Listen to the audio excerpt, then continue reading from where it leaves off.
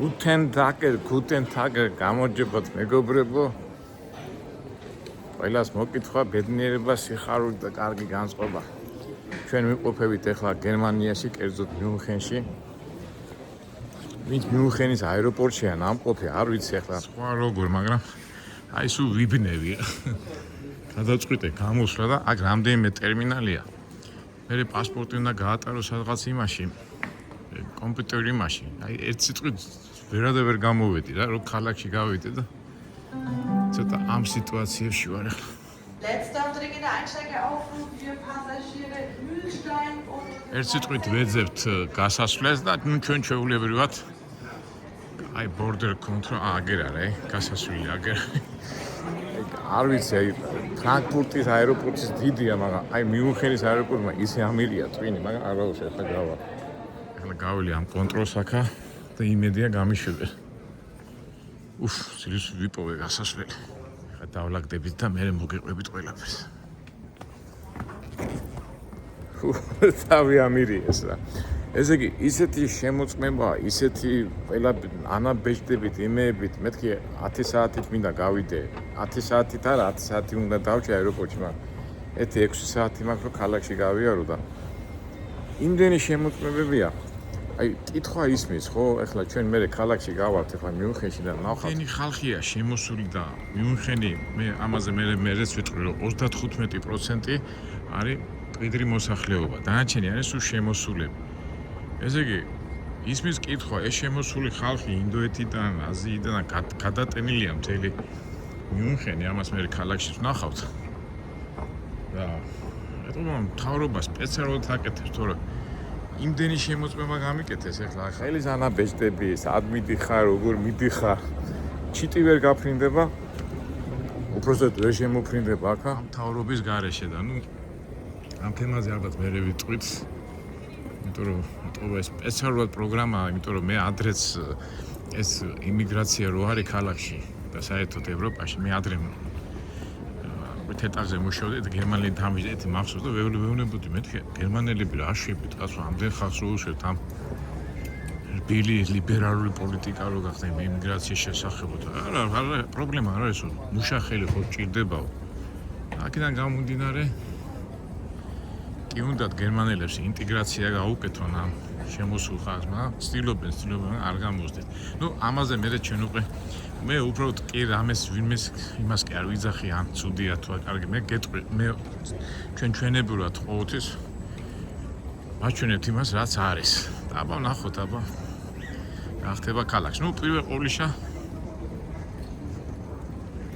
ჩვენ ამბავში დავათვალიეროთ ქალაქი და ასე შემდეგ თან ვიფიქროთ თემებზე რომელიც აუცილებლად გინდა თუ არა ჩვენ მაინც შეგვეხება და ფაქტურად ემიგრაცია რა ჩვენ გვაღელვებს და გვანერვულებს აი გერმანია გადის ამას და ალბათ ჩვენც მოგვიწევს ამის გავლა. всё, გამოვიდეთ ახლა აეროპორტიდან, ახლა წავიდეთ ახლა როგორ მოვხდეთ ქალაქში. მიუნხენის აეროპორტიდან ქალაქში რო გახვიდე, გვაქვს 4 გზა. შეგვიძლია წავიდეთ ავტობუსით, შეგვიძლია წავიდეთ ტაქსით, შეგვიძლია წავიდეთ მეტროთ. აი აქ უკვე ცოტა უნდა ვივაშკაცო, იმიტომ რომ მიუნხენში და თვითონ გერმანიაში ინგლისური წარწერები ძალიან იშვიათად, ყველგან არის ძირითადად გერმანულად. აი აეროპორტში თუ შეხდები შეიძლება ინგლისური წარწერები, მაგრამ თვითონ ქალაქში გამორიცხული არსად არ არის ინგლისური წარწერები. აქედან გამომდინარე უნდა გამოვიჩინოთ ცოტა სისხარტე, ბუნებრივი ასე თქვათ სიჭკვიანე და ასე შემდეგ. всё, ეხლა დავიწყოთ ჩვენი ამბები. ესე იგი ტაქსით წასვლა ღირს რაღაც 120 евро, მატარებლით რაღაც 16 евро და ავტობუსზე რაღაც მასეთი 20 евро, მაგრამ ვინაიდან ახლა ჩვენ ტაქსით ნაღდად მენანება წასვლა, თუმცა მოდი, მაინც ჩვენ უმეტესი ადამიანები მაინც ბიუჯეტური ისა გვაქვს, როგორ ვთქვათ, ბიუჯეტური ტიპები ვართ რა. მაგარიშობ და აქედან გამომდინარე არის ასეთი აპარატები, მიხვიდე ამ აპარატებთან უნდა იყიდო ბილეთი და ახლა მწვანე ესე იგი ჯერ უკან შევხედოთ. ჩვენ გვინდა ქალაქის ცენტრში შესვლა. ახლა უნდა გავერკვიო ბოდიშით ახლა მივხედავ ამას. გამოვიხედე აქედან აეროპორტის ხანი როგორ გალამაზებულია ქრისმასის ამოშობის ამბავში. მოდი მივხედოთ ცოტა დავიბენი. ახლა შევხედოთ ესე იგი სულ გერმანულად წერია. ახლა ამათ უნდა შევხედოთ რა ხდება ბილეთები. Munich, Reaching.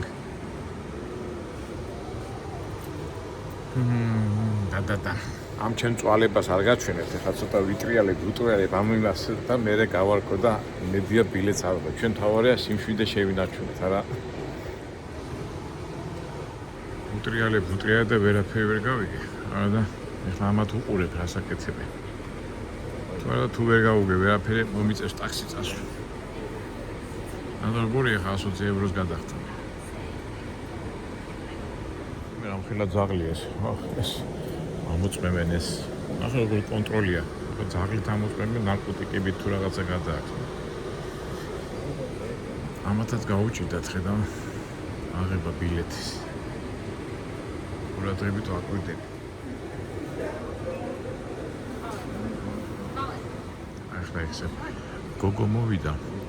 ვიდეო უკავია და იმის მიხედვით აკეთებს, ალბათ მეც მომიწევს ასე აკეთებ.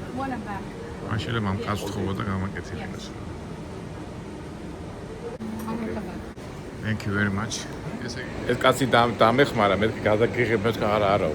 ესე იგი ავიღე ბილეთი, გადავიხადე, რამდენი გადავიხადე? 16 ევრო, რომელშიც შედის მეტრო, ავტობუსი. აი მარინ პლაზაზე წასვლა და უკან წასვლა, აი ორი ხაზია რა. იტო მაიტავი ამერია და წავედით ახლა გავაგზავნოთ ჩვენი ამბები, მაგრამ ნუ ჩემი ეს პატარა მოგზაურობა ვინმეს თუ გამოადგება, კარგი იქნება, ჩვენ სტილში ვართ. ეს არის ბილეთი, ერთი მხარე იქით, ერთი მხარე აქით.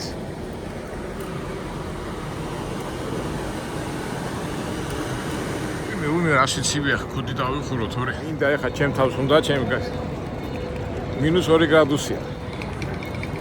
всё, ქუდი დავიხურო და დავიწყე ჩვენი ამბები. თუ არ დავიკარგე. არა და მეგობრებო, მიუნხენში ვარ ნამყოფი 4-ჯერ. და ყოველთვის თუ ტაქსით მივდიოდი ხოლმე და რატომაც ეხა გადავწყვიტე რომ აი ეს საზოგადოებრივი ტრანსპორტით მიმზავრა. ნუ საშობაო ისინია, ისინი გაფორმებული ყველგან. ნუ 4-ჯერ ვარ ნამყოფი მიუნხენში და პირველად ვიყავი კომუნისტების დროს. მაშინ სპორტსმენი ვიყავი და შეჯიბრებაზე მომიყვანეს ახლა სასტუმრო ველოდრომი. მე უკვე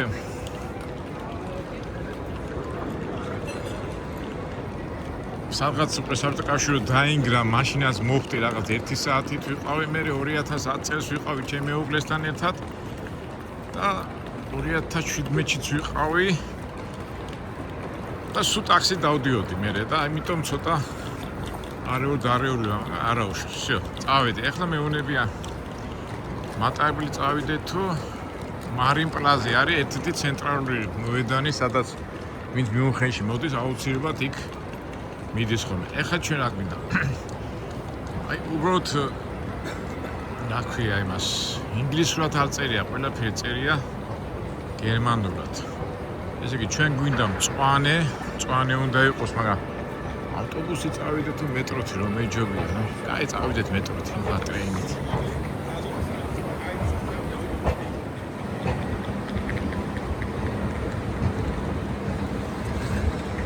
ხო, მე ცნობაში წავიკითხე, შენ თუ ბილეთს არ აიღე და დაგიჭირეს, $120 ჯარიმა, ამიტომ თილად უნდა ვიყოთ. ყოველ შემთხვევაში ბილეთი გვაქვს და აი სადმე, აი მოვიდა მატარებელი, ახლა სად მიდის ეს მატარებელი გაიგე? მარინ პლას ეს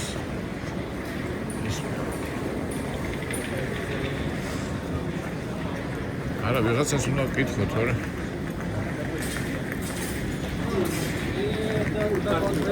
Bilo de nego ბოლო გაჩერებაა და ისე ვკითხო.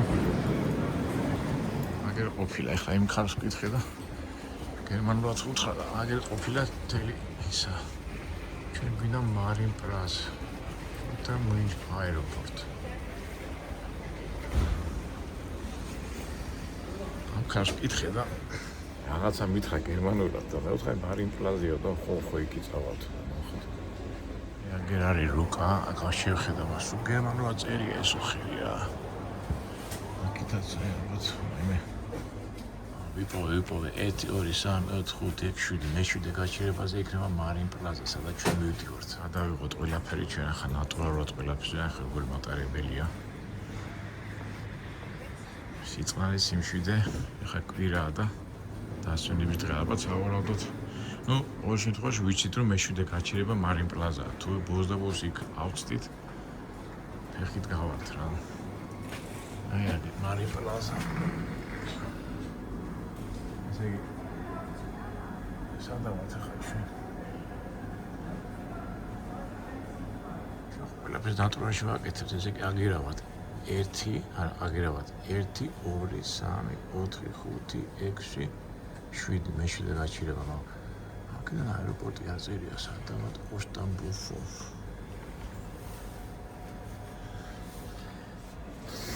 ავადა ნახავთ რა. აგე დავიძები და ბოლოს და ბოლოს თუ დავიკარქები, ავდგები და ტაქსი წამოვა რა. წესი და რიგიდან უნდა დავიკარქოთ. ახლა ზოგი მეტყვის ონლაინ ტაქსი გამოიძახე რაღაცა, მაგრამ ინტერნეტი არა მაქვს. არც ვიცი როგორ უნდა ჩავრთო.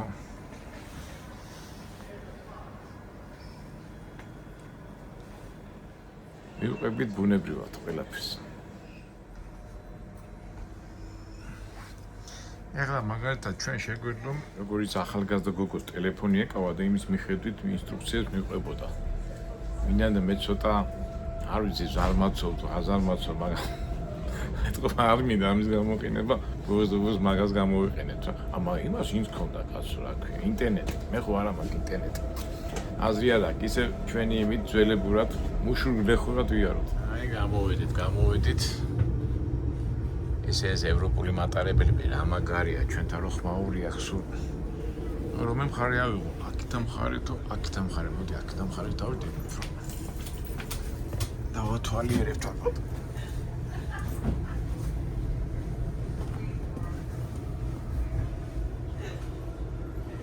ალბათ გამოაცხადებს ხო?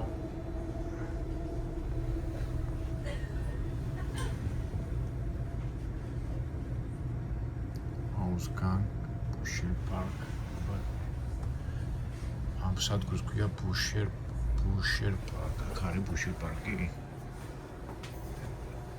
სადაა Buscher Park-ი ცხია.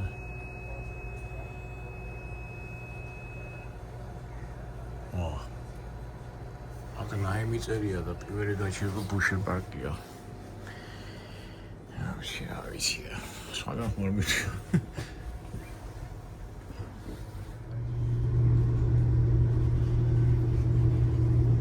საერთოდ გერმანელები საკმაოდ ისეთი წყნარი ხალხია რა. აი ჩვენ რო კინოებში ვიცით ხოლმე უხმაური არა. ბუზის ხმას ვერ გაიგებ რა. შიდა წყნარად ყველაფერს წვიტავენ რა. თუმცა თუ იმ გრაფიკიდან ესე ხო საერთოდ როგორ გეგმაზომიერი ხალხია და წინასად დაგეგმავენ ხოლმე იციან როგორ რაღაცა და აი ზოგჯერ გრაფიკიდან რა მოვარდებიან, მე უკვე იზიანდებიან. საიდან ვიცი ახლა მე გერმანელი ტურისტები რომ მომდის ხოლმე იმაში თბილისში. უცბად თუ დავაგვიანეთ რაღაცა გრაფიკიდან ამოვარდეთ, მაგრამ იზიანდებიან ხოლმე რა. იგივეა აქაც ახლა რატო თქვი ესა რომ ეს დამახასიათებელი თვისება აქვს რა, რაც წინასად დაგეგმილია და იმის მიხედვით მიყვებიან, ისინი ძალიან შვიდად გრძნობენ თავს, მაგრამ ნუ კაი, მაგ მე ვნახოთ უკვე გერმანულ ხასიათებზე მე ვილაპარაკოთ. აუჯე ვერ გავიგე ვერაფერს რაღაც მივდივარ და ვერ გავიგე. იქ სხვა ქალაქს წერს და იქ სხვა ის არის, ნუ არა უშავს კაი. ხო და რას ვამბობდი? ჩვენ ვიმყოფებით ბავარიაში. ბავარია არის სამხრეთ ნაწილი, ერთ-ერთი ძალიან მდიდარი რაიონია და თავისებური დიალექტიკით და ბავარიული გერმანული ცოტა განსხვავებულია. ძალიან ისეთი ისტორიული ადგილია და მთელი ისტორიული პროცესები, რაც კი გერმანიის ისტორიაში ხდებოდა, ამ ბავარიას და კერძოდ მიუნხენს უკავშირდება.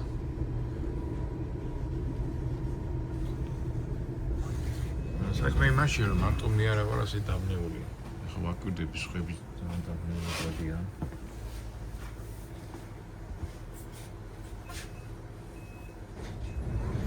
აი ეს რა დაკარგულია ხა ეს არის ის. ჩემნაირო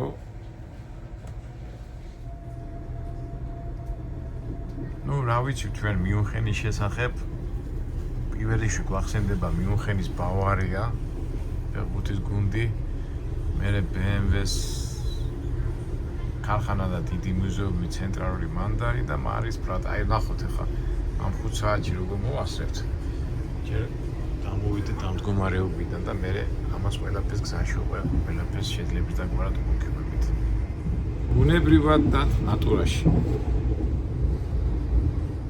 ზოგადად ვიცით რომ გერმანელები ძალიან დისციპლინირებული და შრომის მოყარე ხალხია მაგრამ თავის ისტორიას რო გადახედო ეს ცხოვრებამაც აიძულა მომებიდან გამომდინარე მიმოფანტულები არიან ყველგან რა ცხოვრება როგორც ახლა ებრაელები იძულებულები იყვნენ რომ ცოტა გვიანები და ასე თქვათ ეშმაკები ცოტა ცუდ სიტყვას ვამბობ რა რომ მაჭები ყოფილიყო აი გერმანელებიც თავისი შრომის მოყარეობით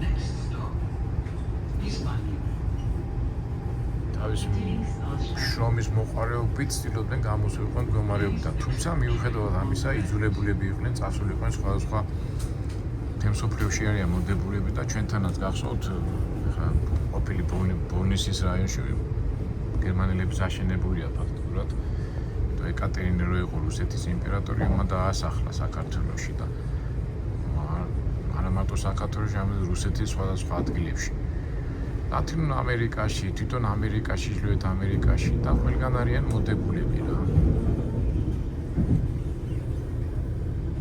ეხლა ასეთ სიღრმეებში ჩამიყვან გერმანელების ისტორიაში, მაგრამ ფაქტია, რომ მაგენი ყველგან არიან მოდებულები რა. უკან ხმა მომესვა მეთქი ქართულია მეთქი და არა გავიხედე და არა აღმოჩნდა ქართული, ახლა ქართული რო ყოფილიყო დამეხმარებოდა. გავწიე ისა რა ქვია ვიდეო კამერა და თურქია აღმოჩნდა და ძალიან აგრესიულად შემოხედა. მომიღურებო ნოიღებო ჩემსკენ. ამიქნა გამოუწია და გამოგზელო ჩვენი ამბები. არ უყვართ გადაღება, არ უყვართ ხოლმე რა. აი ზოგიერთ მეუბნებიან ხოლმე, ნებართვა უყურებთ. ყველას ნებართვა როგორ უნდა გამოართვა. ეს ტაქტიკა უნდა შევიმუშაო ჩვენ იუთუბერებს, სოსოს და გიგას და ბიჭები რო დადიან კაკო. რაცაც ქვეყნებში რო დადიან, იმათ უნდა ვკითხო ეს რეკომენდაცია. აგვარებენ იმ პრობლემას, რომ აგრესიულად რო გამოემართებიან ხოლმე, რომ ნუ მიიღებ და ასე შემდეგ გადაღების დროს მაგ ამბავი დასახვეწიყვა.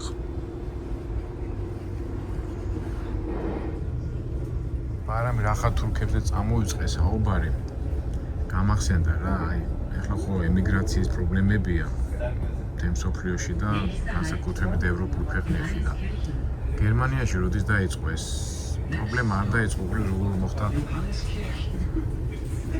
მეორე მსოფლიო ომი რო დამთავრდა ეს დანგრეული გერმანია ხო იყო და აღსადგენი იყო და მუშახელი დასჭირდათ რა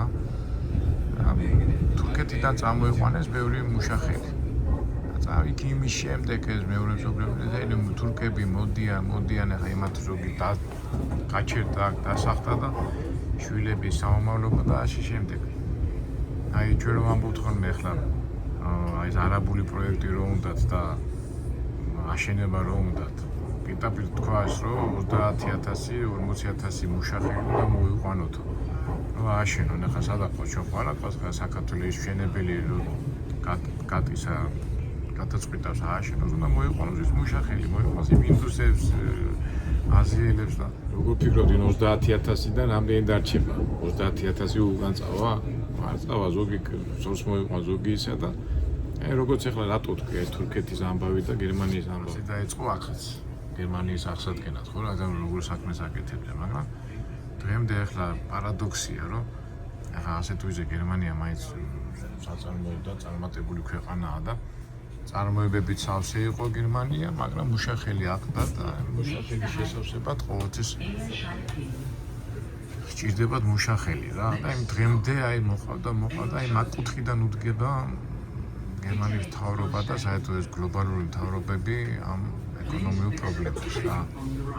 წარმოიდგინეთ ჩვენთანაც ახლა საქართველოს როგორ უჭის ხო? ქართველები გარბიან, მაგრამ ვიღაცისთვის არის საინტერესო რომ იმუშაოს და ახლა ბოლტი და მეორე რო არის გლობალი ხო?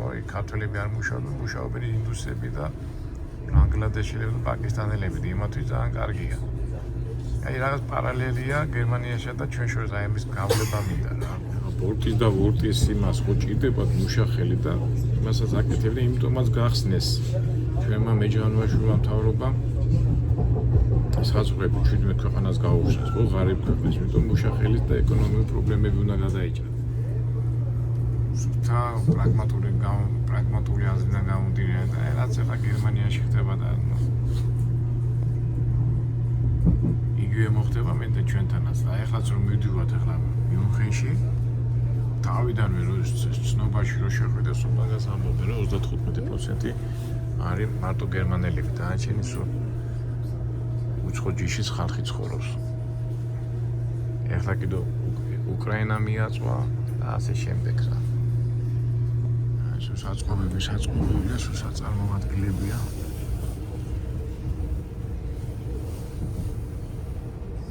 აი ხშირადაც რო შეხვდით გერმანული მეებში ნახავთ რა საიტებს რომ სამუშაო არის, მუშახელი აკლიათ.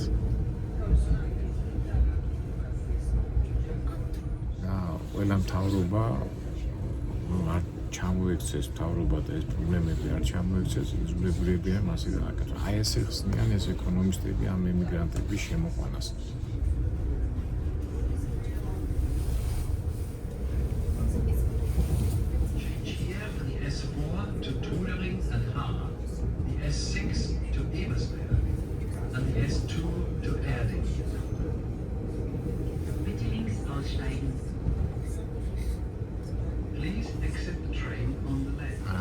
საწარმოო ახლა გერმანია რო ერთ-ერთი პირველი ქვეყანა ევროპაში ეკონომიკის ამბავში.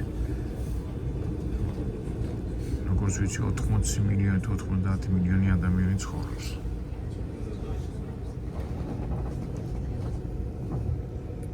მოსახლეობა ბერდება, მუშახელი ჭირდება და ეს არის პრობლემა. ცხოვრების აღძრეობის დონე გაგრძელდა, უკვე ასაკოვან ხალხს მუშაობა არ შეუძლიათ.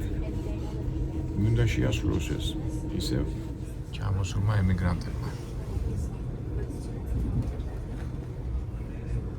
სხვათა შორის ამას ამბობენ, აი ვინც მომხრია არაბული ინვესტიციის ერთ-ერთი ვერსიაა, რომ უკვე ევროპა და ამერიკა და ის ფულს არ აძლევს საქართველოს მთავრობას, ამ მეჯანოაშვილების მთავრობას და პენსიები და ეს ხო უნდა გაისტუმრონ და ამ ეგრეთ წოდებული ინვესტიციით უნდათ რომ ის სოციალური პრობლემები გადაჭრა. ერთ-ერთი ვერსია, როგორ ვერსიას ვიხილავ, რომელად რო ვიფიქრო კი მართალია ყველაფერი, მაგრამ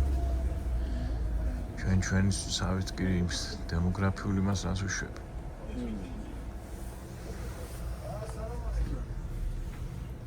Написано, да, хорошо. Ай, დაველა პარაკე ახლა იმას და აღმოჩნდა პრემიერ მითხრა სწორად მიდიხარ ზუსტად არ ვიცი მაგრამ მიგეშინია ყველა სწორად მიდიხარ დიახ ბაშად და как нравится здесь? Нет, куда? Работа же есть, работа, да.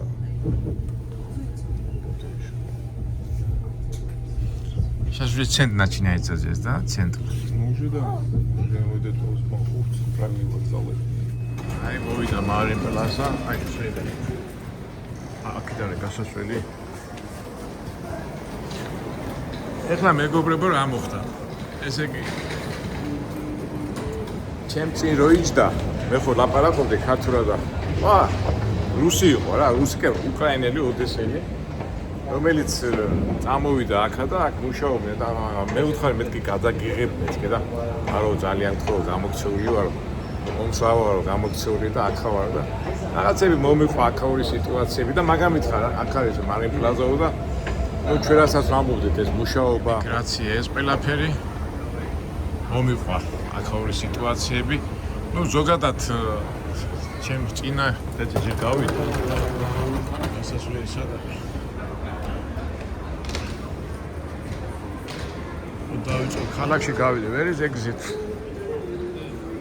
იქიცა ჩანს ხო და მე რასაც ვამბობდი რა ესე იგი აი დემოკრატები ლიბერალები და ისინი მაგას აწვევიან რომ ეს მუშახელი ჭირდება სხვანაირად ეკონომიკას ვერ ქაჩავენ და ამ უკრაინულმა ბიჭმაც მაგი მითხრა რა კი არისო სამუშაოები არის უბრალოდ დაბალი ხელფასი და დაბალი შემოსავალიაო აქედან გამომდინარე რომ კი მოსული ვარო მაგრამ ავიცე დავიღარეო როგორც ციხეში ისე ვარო რა მეთქი სამსახურები კი სამსახური მაგრამ ნუ არისო მაგრამ ნუ აი ნახეთ როგორი სახლები და ისინი იყო ყველაფერი და აი ეს გველოდება ალბათ საქართველოს რა თუ ეს უკანონო ემიგრაცია გაგზავნა ჩვენთან აი ხა შეხედეთ აი თითქმის ამერიკა გასაგებია მაგრამ აქაც იმდენი შავი არაბები და აი ნახოთ ეხლა გავიშენებთ და აი ამოვედით ამ არიან პლაზაზე ეს აი ზუსტად შენჩი მოვედით აი აქ უკვე გადავერთოთ სხვა მომში საშობო მარიან პლაზას მოვიდანსა ნუ კარგი მოდით მეგობრებო ჩვენ ახლა ეს დავამთავროთ რატოა შრომითი იმით დავიწყეთ და არ მინდა ასეთი პრობლემებით ვილაპარაკოთ შრომით თემებზე გადავიდეთ უკვე სულთა ტურისტულ ამბებზე უსდაბუროს ახლა სულ პრობლემებზე და სამუშაოზე ხარ ვილაპარაკებ ჩვენებურად ეს პირველი ნაწილი ამით დავამთავროთ წავიდეთ